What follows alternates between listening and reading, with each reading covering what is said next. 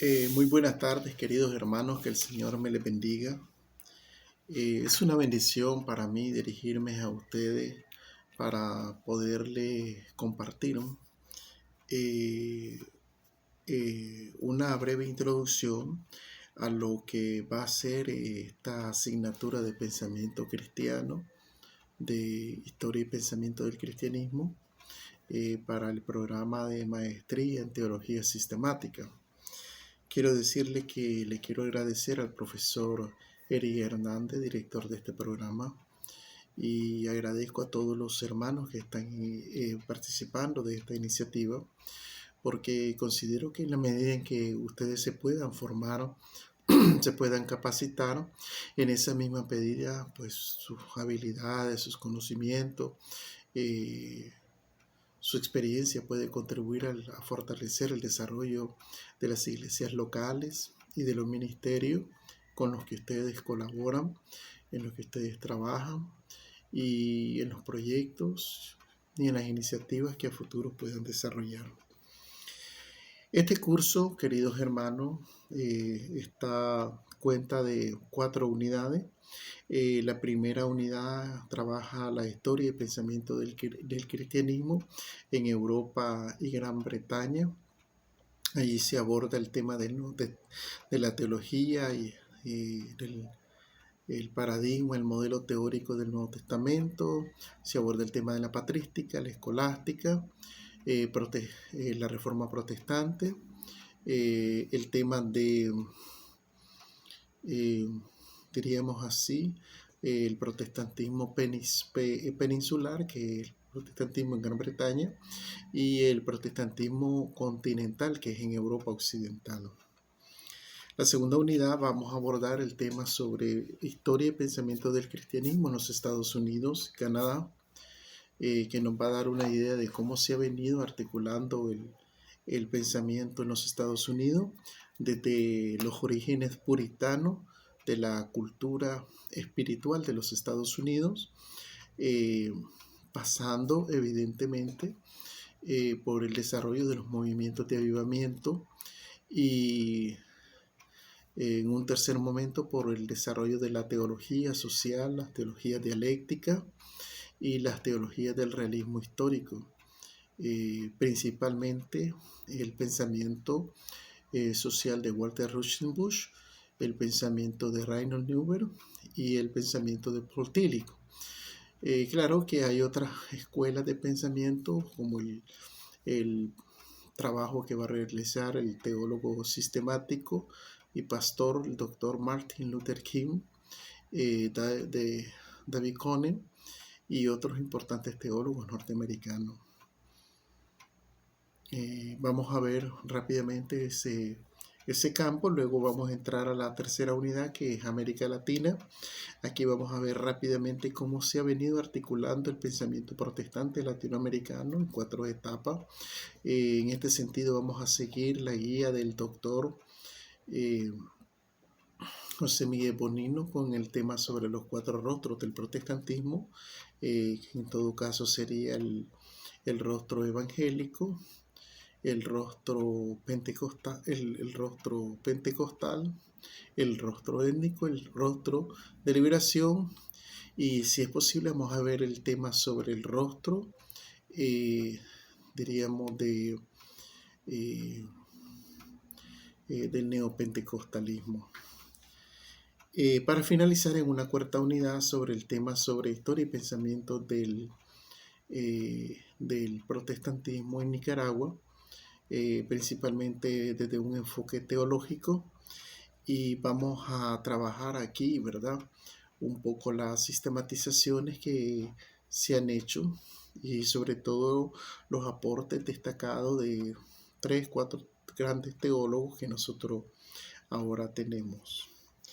Bueno, diría de que el objetivo de este curso es estudiar algunas escuelas, algunos pensadores y algunos paradigmas teóricos, identificar sus definiciones, sus características, su contexto, y realizar una valoración sobre los aportes actuales y la necesidad de articular nuevos ejes de pensamiento hacia el futuro. La metodología que vamos a promover va a estar basada en los siguientes criterios. En primer lugar, vamos a pregrabar las presentaciones, las vamos a enviar por WhatsApp a todo el grupo. Vamos a enviarle los materiales escritos en PDF para que ustedes puedan realizar algunos cuestionarios y al final del curso presentar un breve ensayo que será muy importante para diríamos así, para la valoración final.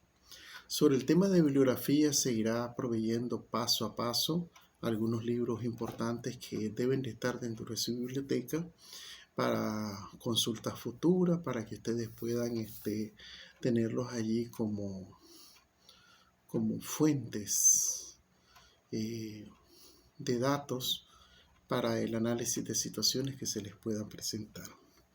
Quisiera referirme rápidamente a un tema que me parece a mí que es muy importante antes de entrar a este tema. Y uno es el tema sobre el concepto de teología. Cuando estamos hablando de teología, historia del pensamiento teológico, ¿a qué nos referimos? Está bien. Tenemos que decir que la palabra teología es una palabra de origen griego. Es una palabra que se utilizó por primera vez en el siglo VII a.C. y se usaba para referirse a la himnología que se le dedicaban a los dioses o a la proclamación de lo divino en general. Es decir, la palabra teología nace en el contexto griego, no nace en el contexto cristiano, no nace en el contexto hebreo ni en el contexto judío.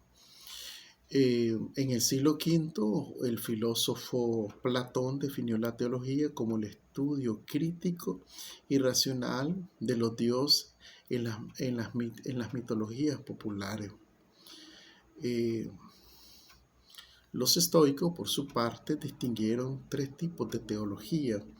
La teología que ellos denominaron la teología mitológica, que es la teología de los poetas y de la plebe.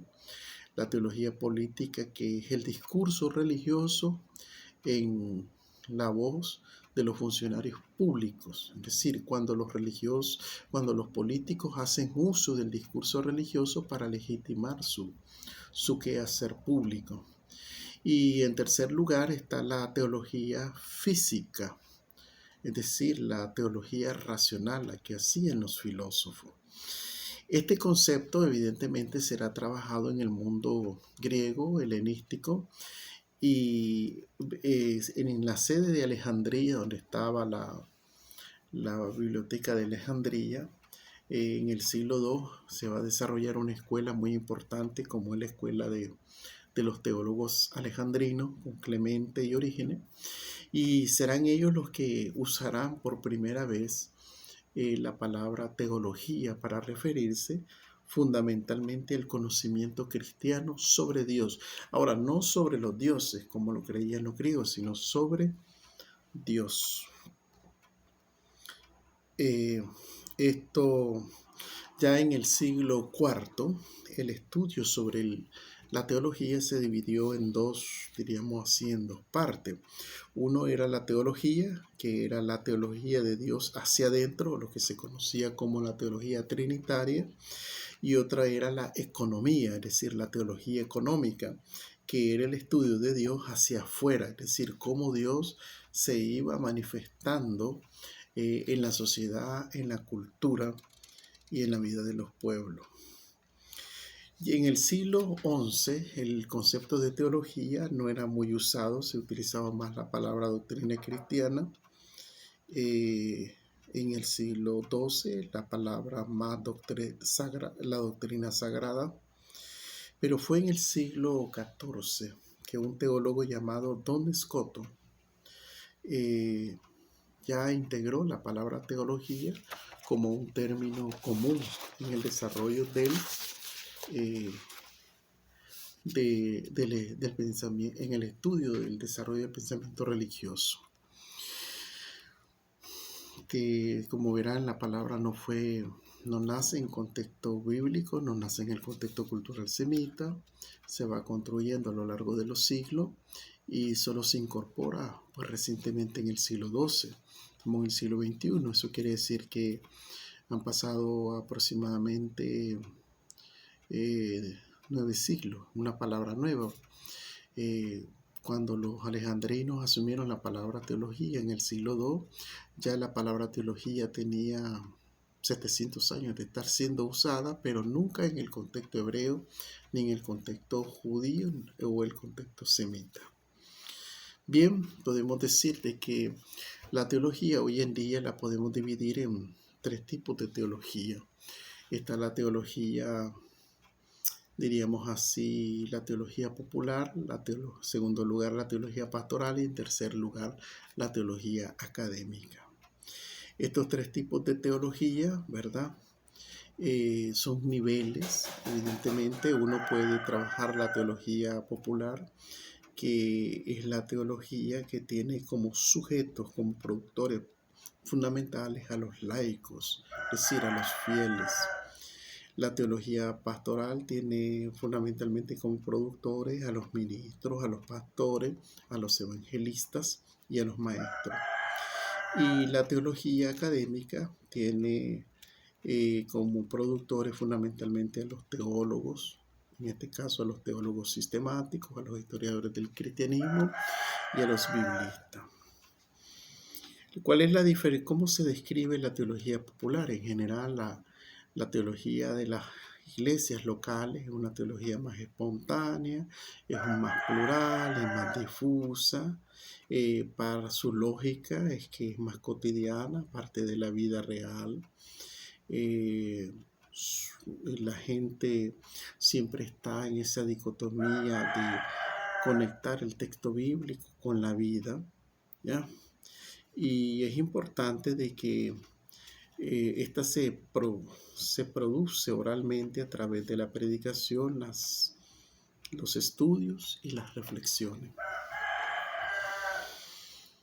La vamos a ver en folletos y la vamos a ver en documentos. En el caso de la teología pastoral, esta está más vinculada a los líderes de iglesias, a los ministros, a los cuerpos ministeriales. ¿Ves? Responde más a las necesidades de la misión. Se busca cómo conectar, ¿verdad? Lo que se está viviendo en contexto y cómo conectarla con las escrituras, con la doctrina, con las enseñanzas. Se desarrolla principalmente en los centros pastorales, en los institutos bíblicos, en los seminarios. Y bueno, vamos a ver producciones de documentos, libros, conferencias, charlas, talleres, ponencias, informes. Todo esto es diríamos así, la producción oral y escrita de la teología pastoral. En cambio, la teología académica es una teología más elaborada, más sistemática, más ordenada, más diversa, más teórica, más intelectual. Diríamos que es una teología bastante científica, profesional, especializada y dinámica. ¿Y dónde se trabaja? Se trabaja en las universidades, en las escuelas, de estudios de posgrado, escuelas de maestrías en ciencias bíblicas y teología e historia del cristianismo, en cátedras, en conferencias, en literatura especializada. En general, el tipo de teólogo que trabaja esto es un teólogo experto. Allí entra en la categoría de los teólogos como por ejemplo los másteres, los doctores o los eruditos, los especialistas. En general es una teología que se produce, ¿verdad? Oralmente en cursos, en asesoría, en debates, en libros, en investigaciones, en tesis y en monografía. Es decir, cuando hablamos de teología no siempre estamos hablando de lo mismo, siempre hay niveles de teología, como por repetir, una teología más de base, que es popular, una teología más intermedia, que es, diríamos así, de los cuerpos ministeriales, y una teología más académica, que es la que trabajamos en pues en los estudios de posgrado y en los estudios doctorales. Ahora, me quiero referir rápidamente a un tercer tema que lo vamos a ir a profundizando en un próximo encuentro, y es sobre el tema de la relación entre teología, filosofía y ciencia. Hay una relación permanente entre cultura, filosofía, ciencia y teología. De hecho, se sostiene de que detrás de cada teólogo hay una gran teología, hay un gran filósofo. Detrás de cada teología hay una filosofía y detrás de cada teólogo hay una escuela de filosofía. Cuando nosotros vemos la teología del Nuevo Testamento, el contexto filosófico y cultural que está detrás es el gnosticismo, la filosofía gnóstica. En la patrística va a ser el pensamiento Platón y el pensamiento neoplatónico. En la Edad Media, con la escolástica, va a ser el pensamiento aristotélico. Santo Tomás de Aquino, o Tomás de Aquino, Alberto Magno, van a trabajar con Aristóteles. Ya en el contexto del siglo XVI, la Reforma Protestante, se va a trabajar fundamentalmente con el aporte del movimiento de los humanistas, de los renacentistas. Se va a considerar seriamente las nuevas ciencias con Kepler, con Copérnico, con Isaac Newton. Se va a tomar muy en cuenta los nuevos descubrimientos. Eso va a servir mucho para las misiones, para la comprensión de las nuevas misiones. Pero también ya en la filosofía moderna va a ser importante la filosofía idealista de Descartes, la filosofía de Pascal, la filosofía idealista alemana en este caso de Immanuel Kant, Fichte, Schelling, y luego la filosofía dialéctica de Hegel. Y ya pues entrado al siglo XIX va a ser importante el aporte de otros grandes científicos como Heisenberg, como Niels Bohr, como Max Planck en el campo de la ciencia física. En el campo de la psicoanálisis, los aportes que va a dar Sigmund Freud, Erich Fromm, Jan,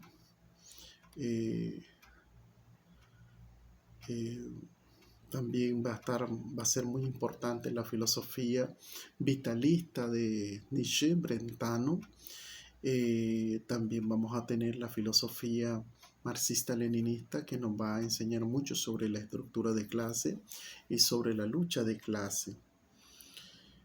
Otro campo muy importante en el campo de la sociología, vamos a tener a Max Weber, a Émile Durkheim, vamos a tener a pensadores de la talla de Comte, Augusto Comte, y el positivismo, que es muy importante para entender un poco el pensamiento, sobre todo de los teólogos liberales. Y es importante también que pues ya el siglo XX, que es este siglo del que estamos hablando, que es el siglo de la nueva ciencia, el siglo de la nueva filosofía, el siglo del debate científico social amplio en economía, en política internacional, pues va a dejar en el siglo XX un gran aporte allí que los teólogos van a tener que incorporar como parte de los retos que le plantean los contextos. Ahora bien, eso hablando un poco de la filosofía en Europa. En los Estados Unidos, pues los nuevos desarrollos tecnológicos, industriales, van a plantearle a los teólogos y a la teología norteamericana de esos retos que se vendrán abordando paso a paso. A diferencia de la cultura europea, que viene de la cultura esclavista, feudalista, capitalista que viene de un trasfondo de iglesia cristiana católica. La teología que se hace en Gran Bretaña es una teología que tiene como trasfondo la reforma anglicana y los movimientos de disidencia. En los Estados Unidos, la atmósfera, el contexto cultural y espiritual norteamericano tiene su origen en el puritanismo. Eso lo vamos a ver más claramente, que el fundamento de la cultura norteamericana es un protestantismo puritano y pietista. Posteriormente va a ser de avivamiento. Es importante porque eso nos va a traer el pentecostalismo. Hoy en día pues enfrentamos nuevos retos, estamos en el siglo XXI y creo que los mayores retos vienen de las ciencias del futuro y los teólogos debemos estar listos para poder correlacionar, como diría Paul Tillich, y poder entender cómo orientar tomas de decisión apropiadas, como diría René Newberg, en este siglo XXI.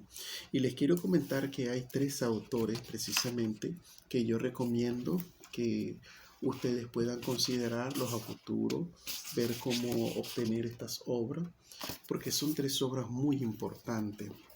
Una primera obra es la obra de Mike Wallace, una obra que se titula Una mirada a nuestro mundo 50 años en el futuro.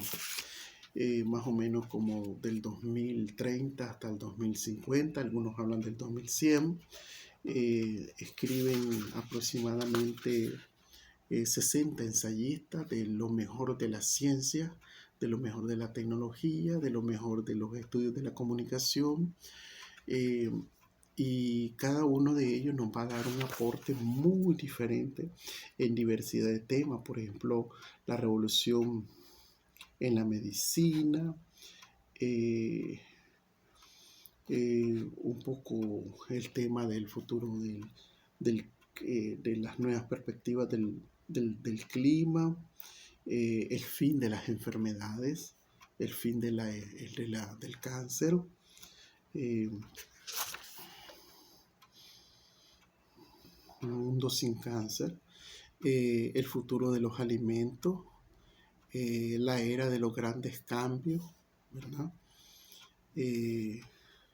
Los carros del futuro, cómo van a ser, y los supersónicos, un mundo sin frontera, la tecnología, la seguridad y libertad en 50 años, eso es un tema muy importante, la era del ciudadano del mundo.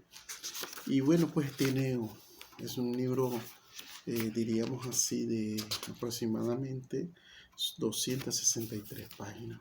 Este es un libro que yo le recomiendo.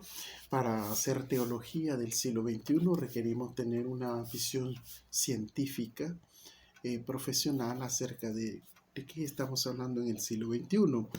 Una segunda obra muy importante es la obra de Michio Kaku, La física del futuro, cómo la ciencia determinará el destino de la humanidad y nuestra vida cotidiana en el siglo XXI. Esta obra, quiero decirle de que tuve la oportunidad de conocerla en Lima, cuando estuve presente en la 21, el 21 encuentro sobre el cambio climático y el panel interdisciplinario, interplanetario, intergubernamental que trabaja el cambio del clima. Tuve la oportunidad de conocer a Michio Kaku en ese entonces y es increíble conocer ese tipo de pensadores. Y pues esta obra la conseguí ahí en Perú, aquí está en Nicaragua, entiendo. Y en esta obra el doctor Michio Kaku trabaja el tema sobre el futuro de los ordenadores. La mente controlará la mente controlará la materia, el futuro de la inteligencia artificial, el auge de las máquinas, el futuro de la medicina, muy importante, más allá de la perfección, la nanotecnología, todo a partir de nada, el futuro de la energía de las estrellas, el futuro de los viajes espaciales hacia las estrellas, el futuro de la riqueza, cómo se entenderá el concepto de quién es ganador y quién es perdedor, el futuro de la humanidad, es decir, una civilización planetaria. También esta obra, creo yo, que para entender el desafío de que cómo replantearse los grandes temas de las ciencias del futuro, principalmente en el campo de la escatología, debemos de trabajarlo con mucha minuciosidad. Una tercera obra que es un bestseller, ¿verdad?